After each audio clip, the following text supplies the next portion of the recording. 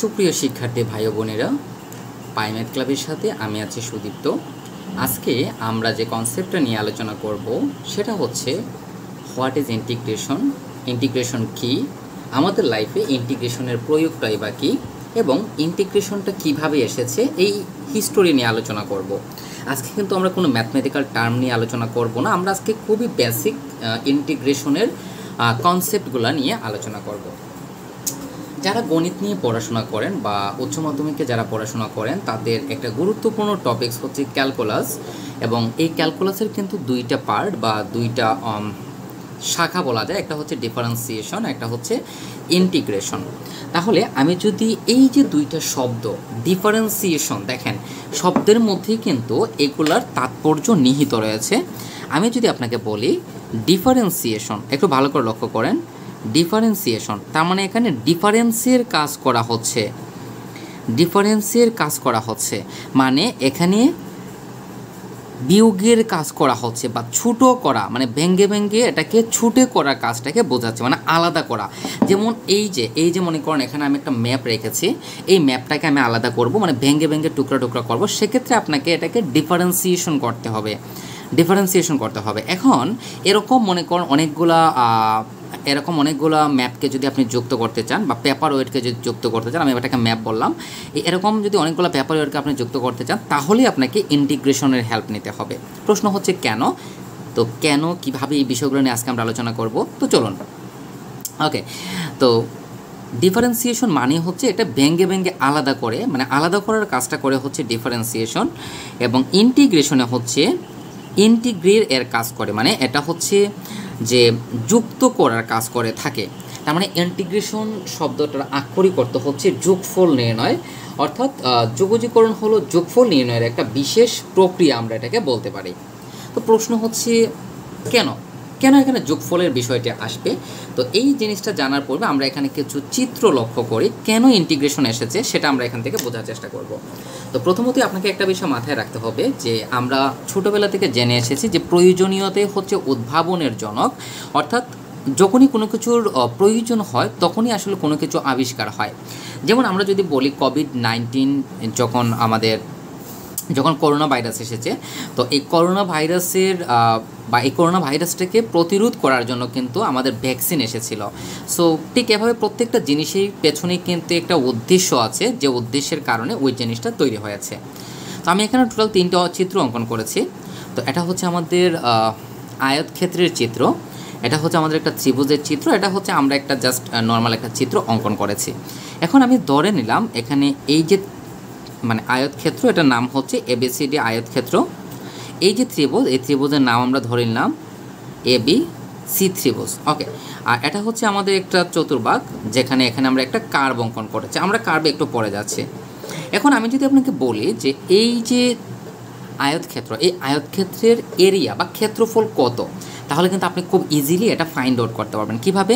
যেমন মনে করেন আমি যদি আপনাকে বলি যে এটা হচ্ছে 20 সেন্টিমিটার, মানে দৈর্ঘ্য 20 সেন্টিমিটার, প্রস্থ হচ্ছে 10 সেন্টিমিটার। যদি আপনাকে এই দুইটা ক্লু আমি দিয়ে দিই তাহলে আপনি এখান থেকে খুব ইজিলি কিন্তু এরিয়া নির্ণয় করতে পারবেন, খুব ইজিলি আপনি এরিয়া নির্ণয় করতে পারবেন। এরিয়া সমান আমরা কী জানি, লেন্থ ইন্টু মানে দৈর্ঘ্য ইন্টু প্রস্থ। তাহলে এই দেখেন 200 আর 10, এটা হয়ে যাবে স্কোয়ার, সেন্টিমিটার স্কোয়ার। তার মানে এখান থেকে আমরা পেয়ে যাব 200 সেন্টিমিটার স্কোয়ার। এখন দেখেন একটু ভালো করে আমাদেরকে বুঝতে হবে বিষয়টা, যে এটা কিন্তু খুব ইজিলি আমরা এখান থেকে এরিয়াটা নির্ণয় করতে পেরেছি।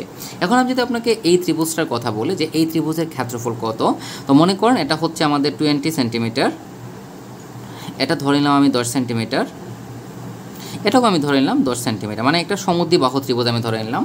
তো আমি যদি আপনাকে বলি যে এই ত্রিভুজের ক্ষেত্রফলটা আপনি নির্ণয় করেন, তো আপনি কিন্তু এখানে সমদ্বিবাহু ত্রিভুজের ক্ষেত্রফল নির্ণয়ের সূত্র কি, square root S into S minus A, S minus B, S minus C. এখানে এটা এস মানে এ, এটা বি, এটা সি, আর এস হচ্ছে তার অর্ধ পরিসীমা। তো আপনি কিন্তু খুব ইজিলি এটার কনসেপ্ট থেকে বা এই জায়গা থেকে আপনি এটার এরিয়া বা ক্ষেত্রফল নির্ণয় করতে পারবেন।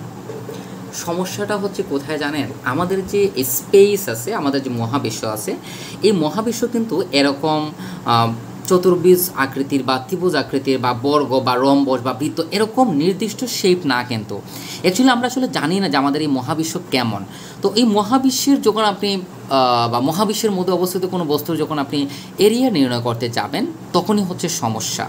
যেমন দেখেন, আমি এখানে একটা কার্ভ অঙ্কন করেছি, মানে একটা বক্ররেখা অঙ্কন করেছি। তো আমার হিসাবে সুবিধার জন্য আমি ধরে নিলাম এটা হচ্ছে একটা f(x) বক্ররেখা, এটা হচ্ছে একটা f(x) বক্ররেখা। এখন আমি আপনাকে বললাম যে এই বক্ররেখার মধ্যে অবস্থিত জায়গার বা এই বক্ররেখার মধ্যে কতটুকু জায়গা আছে বা এই বক্ররেখার এরিয়া কতটুকু, এটা আপনি নির্ণয় করবেন। এখন এখানে সমস্যাটা হচ্ছে অ্যাকচুয়ালি আমরা জানি না যে এই বক্ররেখাটা কোথায় গিয়ে শেষ হয়েছে বা এই বক্ররেখাটার আসলে কিভাবে এসেছে। আচ্ছা, আমরা এখানে আরেকটা চিত্র অঙ্কন করি আমাদের বোঝার সুবিধার্থে। দেখেন, আমি একটু বিস্তারিত আপনাদেরকে এখানে বোঝানোর চেষ্টা করব। সো এখানে আমি আরেকটা চিত্র অঙ্কন করলাম। তো এখানে মনে করেন চিত্রটা হচ্ছে আমাদের এরকম। ওকে, তাহলে এটা আমাদের সেন্টার, এটা মনে করেন এক্স অক্ষ, এটা হচ্ছে ওয়াই অক্ষ, এটা 2 ডাইমেনশনাল একটা আমি চিত্র অঙ্কন করলাম। এখন দেখেন, আমি বললাম আপনাকে যে এই যে কার্ভ, এটা হচ্ছে কার্ভ, এই কার্ভের মধ্যে যে জায়গাটা আছে সেটার এরিয়া নির্ণয় করব আমরা, এটা হচ্ছে আপনার এখানে কোয়েকশন। এখন প্রশ্ন হচ্ছে এটা আমরা কিভাবে নির্ণয় করব।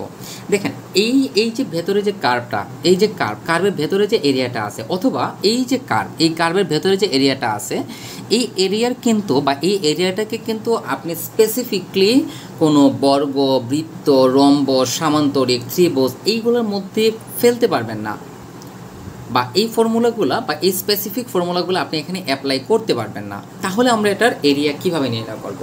তো এই জিনিসগুলো নির্ণয় করার জন্য আনুমানিক 17 শতাব্দীতে দুজন বিজ্ঞানী, প্রায় সমসাময়িক দুজন বিজ্ঞানী বলা যায়, স্যার আইজ্যাক নিউটন এবং আমাদের খুবই পরিচিত একজন বিজ্ঞানী হচ্ছে জার্মান গণিতবিদ গটফ্রেড লিবনিজ, তারা পৃথকভাবে কিন্তু এই ক্ষেত্রফল নির্ণয়ের একটি প্রক্রিয়া আবিষ্কার করেন, যেটা হচ্ছে অন্তরজের বিপরীত প্রক্রিয়া, অর্থাৎ ডিফারেন্সিয়েশনের বিপরীত প্রক্রিয়া তারা আবিষ্কার করেন, যেখানে ওনারা হচ্ছে এই এরিয়া নির্ণয় সম্পর্কে একটা ধারণা দেন। যদিও এটা তখনকার সময় সবাই সেটা মেনে নেয়নি, কিন্তু কিছুদিন পরে যখন রিম্যান বা রাইম্যান আমরা বলতে পারি, আরেকজন বিখ্যাত গণিতবিদ ছিলেন, তিনি কিন্তু এটার উপর তিনি গবেষণা করেছেন এবং উনি এটার উপর একটা প্রাথমিক স্টেটমেন্ট দিয়েছিলেন, যে স্টেটমেন্টের উপর ভিত্তি করে বর্তমানে আমরা ইন্টিগ্রেশনটাকে পেয়েছি। তো স্টেটমেন্টটা কী ছিল আমরা একটু এক্সপ্লেন করি। তো উনি বলেছিলেন যে যে কার্ভের ভেতরে আমরা বা যে কার্ভের ভেতরের এরিয়াটা আমরা নির্ণয় করব, সেই কার্ভের মধ্যে আমরা অসংখ্য আয়তক্ষেত্র অঙ্কন করব। দেখেন, আমরা যদি এটার মধ্যে অসংখ্য আয়তক্ষেত্র অঙ্কন করি, একটু ভালো করে আছে এখানে অঙ্কন করি, তাহলে বিষয়টা বুঝতে সুবিধা হবে। দেখেন, একটু ভালো করে আমরা বিষয়টাকে এক্সপ্লেন করার চেষ্টা করব। তো অসংখ্য মানে আপনি আপনার সুবিধা অনুযায়ী অসংখ্য আয়তক্ষেত্র অঙ্কন করব। এখন দেখেন, এখানে এগুলো কিন্তু আয়তক্ষেত্র হয় নাই। সো আমরা এখানে কি করব, আমরা এভাবে এটাকে যোগ করব, এই পয়েন্টগুলো যোগ করব। তাহলে দেখেন, এই যে একটা ভেতরে একটা আয়তক্ষেত্র তৈরি হয়েছে, আবার এখানে যদি আমরা আবার যোগ করি, আরেকটা আয়তক্ষেত্র তৈরি হবে, এখানে আবার যোগ করলে আরেকটা আয়তক্ষেত্র তৈরি হবে। তো এরকম দেখেন, এখানে আয়তক্ষেত্র আপনি চাইলে এখানে আরও আয়তক্ষেত্র নির্ণয় করতে পারেন। তো এই যে আয়তক্ষেত্রগুলো, এই আয়তক্ষেত্রগুলোর ক্ষেত্রফল নির্ণয়ের মাধ্যমে কিন্তু এই যে একটা কার্ভের ভেতরে যে জায়গাটা আছে সেই জায়গাটা সম্পর্কে আমরা ধারণা পাই। কিন্তু সমস্যাটা হচ্ছে এই জায়গাগুলোতে, দেখেন এখানে কিন্তু কিছু ফাঁকা জায়গা রয়ে গেছে, আবার এখানেও কিন্তু কিছু ফাঁকা জায়গা রয়ে গেছে, আবার এখানেও কিন্তু কিছু ফাঁকা জায়গা রয়ে গেছে। তো এই জিনিসগুলো বের করার জন্য উনি বলেছেন আপনি যতটুকু সংখ্যক পারেন বা যতটুকু আপনার প্রয়োজন, যেমন আপনি এখানে চাইলে এখানে আরেকটা কার্ভ অঙ্কন করেন, বা এখানে আপনি চাইলে এখানে আরও ছোটো ছোটো করে আরও অনেকগুলো আয়তক্ষেত্র অঙ্কন করেন, যেমন এখানে আমরা আরও আয়তক্ষেত্র অঙ্কন করতে পারি। তারপর এখানে চাইলে আপনি আরও একটা আয়তক্ষেত্র অঙ্কন করতে পারেন। তার মানে হচ্ছে আয়তক্ষেত্র আপনি যত বেশি অঙ্কন করবেন, এইটার যে স্পেসগুলা মানে যেগুলো এখানে শূন্য স্থান আছে সেগুলো কিন্তু আস্তে আস্তে ফিল আপ হবে। যেমন আপনি এখানে আরেকটা চিত্র অঙ্কন করতে পারেন, এই যা হয়ে গেল, আরেকটা অঙ্কন করতে পারেন, এই যে হয়ে গেল। আর এই যে ভেতরে মানগুলোর মধ্যে আরও আয়তক্ষেত্র অঙ্কন করেন। এভাবে যত বেশি আয়তক্ষেত্র অঙ্কন করবেন, এই কার্ভের মানগুলো তত অ্যাকুরেট হতে থাকবে। যদিও 100% অ্যাকুরেট মান এখান থেকে আসবে না, বাট অলমোস্ট 100% অ্যাকুরেট মান কিন্তু শেষ পর্যন্ত এসে নির্ণয় করা যাবে। এখন দেখেন, এখন মনে করেন এই কার্ভের ভেতরে যে জায়গাটা আছে, এটার জন্য আমাদের 100টা আয়তক্ষেত্র অঙ্কন করতে হয়েছে। একটু লক্ষ্য করে আমরা এখান থেকে 100টি আয়তক্ষেত্র এখান থেকে আমরা অঙ্কন করেছি, আমরা ধরে নিলাম এটা, ঠিক আছে। তার মানে এই 100টা আয়তক্ষেত্রে যে যোগফলটা হবে সেটাই কিন্তু ভাই এই টোটালটার এরিয়া। দেখেন এখানে যতগুলো আয়তক্ষেত্র আছে এই সবগুলো আয়তক্ষেত্রের যোগফলটাই কিন্তু এটার কি এরিয়া।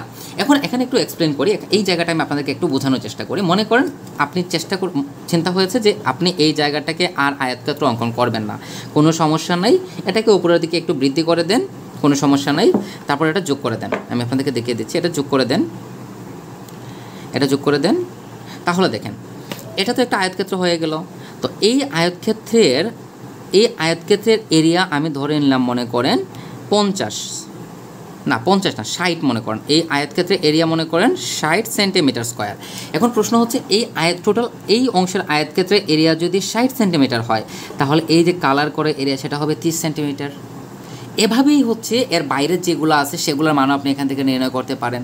তো এভাবেই কিন্তু আস্তে আস্তে এই যে টোটাল যে এরিয়াটা ছিল, মানে টোটাল যে কার্ভটা ছিল, এই কার্ভের ভেতরে যে টোটাল এরিয়াটা ছিল সেটা সম্পর্কে অলমোস্ট 100% এরিয়া সম্পর্কে মান কিন্তু এখান থেকে নির্ণয় করা যাচ্ছে। লক্ষ্য করেন। আবার আপনি যদি চান এখানে আপনি কার্ভ অঙ্কন করবেন, সমস্যা নাই।